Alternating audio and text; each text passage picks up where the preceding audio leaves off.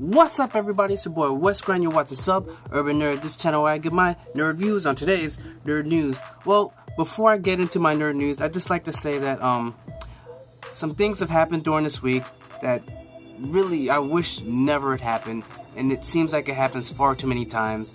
There was a shooting in Florida. 17 people were killed.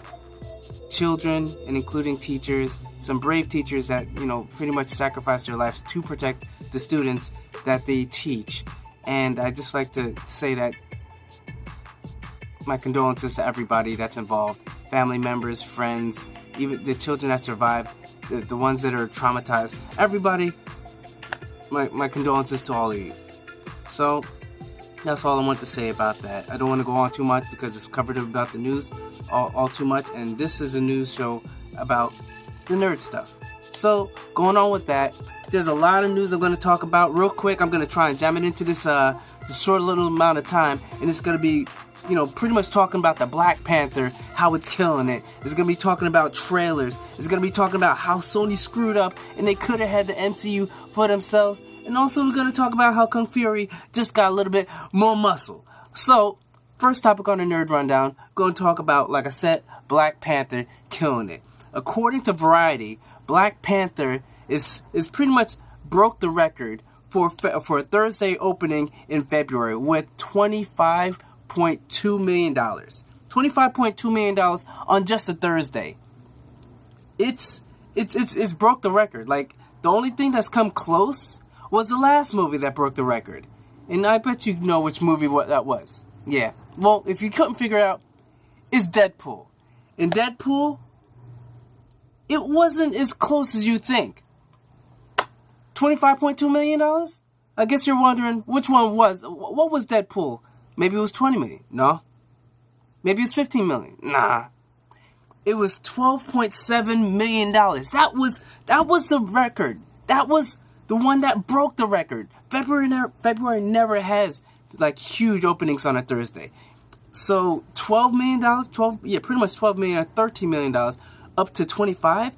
And the thing that makes this even crazier, the thing that makes this so much like the Black Panther's gonna kill it, is the fact that the only Thursday opening to beat it in general in all the years was Avengers: Age of Ultron, and it beat it with $27.6 million. So it only beat it by like a couple million.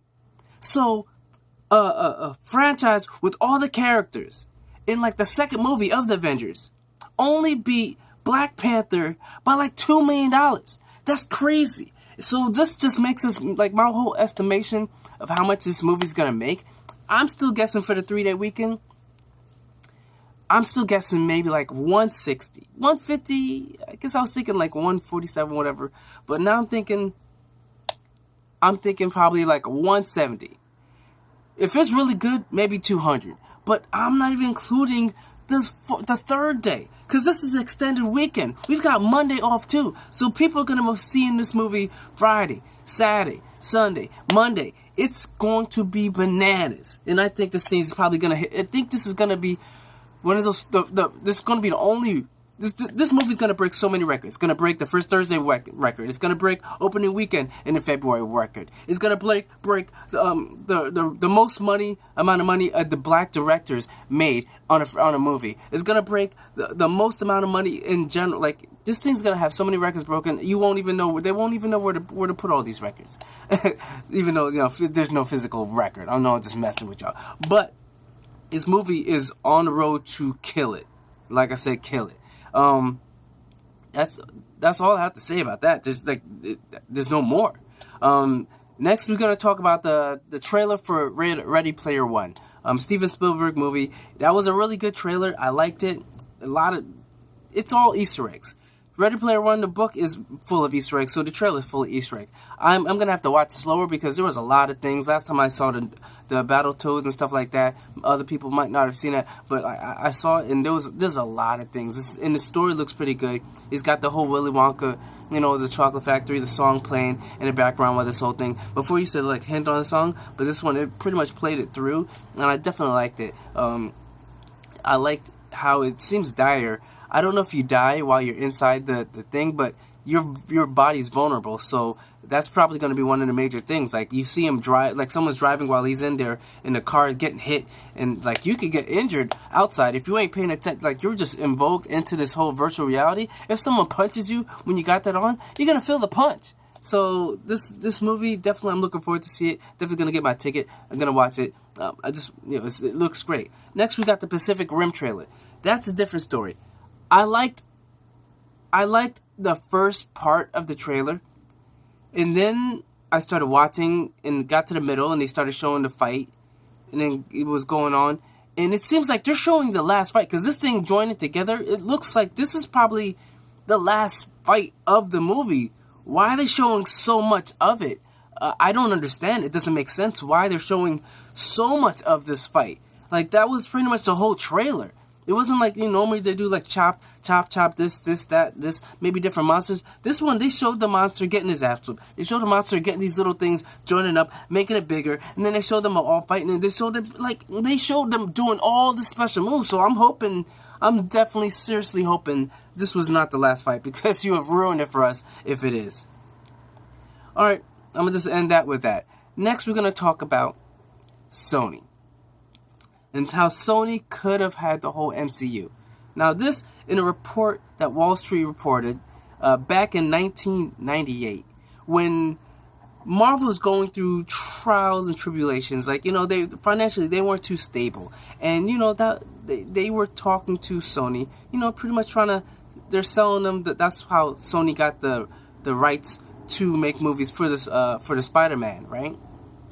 And while they were talking in the talks of, getting the Spider-Man, they was like, hey, since you're buying Spider-Man, you want the rest of them? I mean, we'll give you a good deal, And Sony was like, nah, son. When I tell you, they were selling it for dirt cheap. And I bet you're wondering, how dirt cheap were they selling the whole MCU for? $25 million. Yes, the amount of money Black Panther just made in this Thursday opening is the amount of money Sony could have bought the whole Marvel slew, including Black Panther, including Iron Man, Thor, everybody that they're making money, Disney's making money off of right now. Sony could have had it for only $25 million. And then they was like, nah, we'll just take Spider-Man. And you know how much they bought Spider-Man for? $10 million. So literally, that is literally a deal. Like, when people say, like, oh yeah, throw this in for that, that's literally like if someone was like, yo, I'll sell you my car. You're like, alright, how much? He was like, man, 3 G's. He was like, okay, I'll buy it. I was like, okay, oh wait, but do you want my other cars? Like, how much other cars?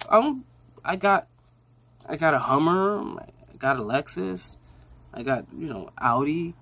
How much you trying to sell that for? Let's say $9,000 for 4 cars? Or 5?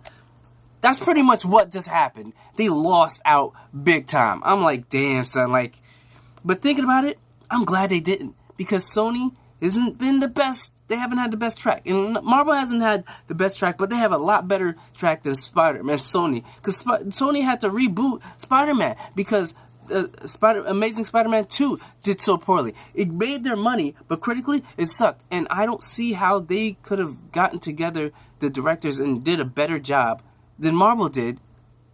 Than Disney did owning Marvel. So I'm definitely glad they didn't do it. People thinking about like that, it just happens. Look at Blockbuster.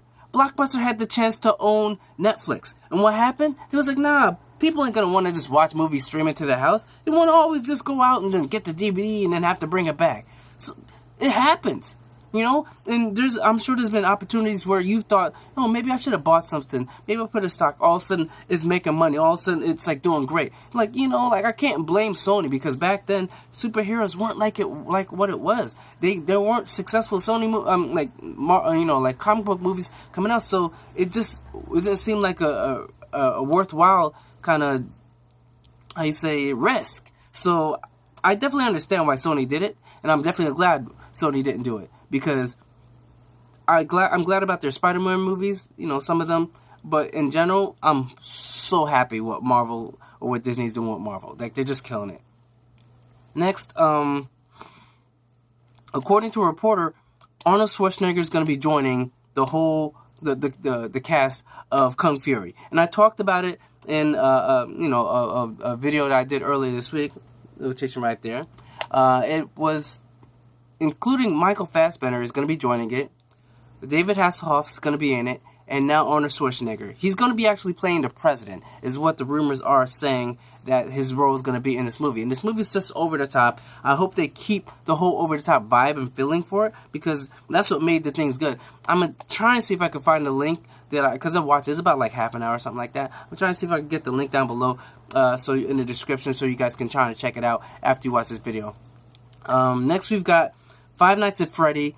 It's got a director, and the director is Christopher Columbus. And you probably don't know who Christopher Columbus is, but he's a guy that directed Home Alone, and he also directed a couple Harry Potters. He wrote the script for the Gremlins and the Goonies. So the dude's got some talent. It's not the same thing that he's normally done with this whole Five Nights at Freddy, because it's going like a horror scary thing. But Gremlins, initially the first Gremlins was a scary movie. Like it seems like it's like, Christmas or whatever, but it definitely had some scares in it. So I definitely could see him doing a good job with this. So look forward to see what he comes up with. Last of all, we've got Jon Favreau is going to be a guest in the Han Solo movie. But he's only going to be the voice. So they're probably going to do some digital things. I don't know. They're not going to have him in a suit or anything. Sort of like, I forget the dude's name when he was in The Force Awakens. But like, there's a lot of celebrities that cameo kind of into things. Like the James Bond, I forget his name. He was actually one of the stormtroopers. He was the one that Rey kind of waved her hand and made him leave the room. So, hey, he's going to do a voice? Great. Jon Favreau? I just want to see what he's going to do with that Lion King movie, yo. When's you going to finish that, bro? You don't got no time to do no cameos. You need to finish the Lion King. I want this movie. So that's pretty much it for the nerd news for today. Thank you for watching. Comment, tell your friends, and like I said, comment below. Tell me what you want to talk about. Like on any of the topics I talked about, just, talk to me about them, because I love to talk to people about anything that's happening in the news. So pretty much that's it for today. Remember, I'm Wes Grant. You've been watching Suburban Nerd, and you've just been nerdified. Catch you guys on the next Daily News.